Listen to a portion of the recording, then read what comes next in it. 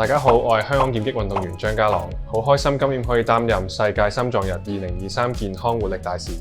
劍擊對我嚟講就好似人嘅心臟一樣咁重要，所以我會好努力咁提升自己嘅劍術，時刻保持最佳嘅狀態。同樣道理，既然心臟咁重要，大家應該要 keep 住令個心 fit 啲，因為心臟一旦有事，後果就會好嚴重。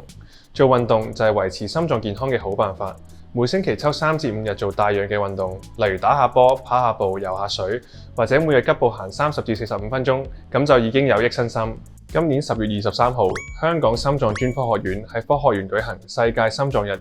2023健心跑暨心臟健康嘉年華，係時候為你嘅心臟出一分力，快啲報名參加健心跑，跑步強心齊齊高！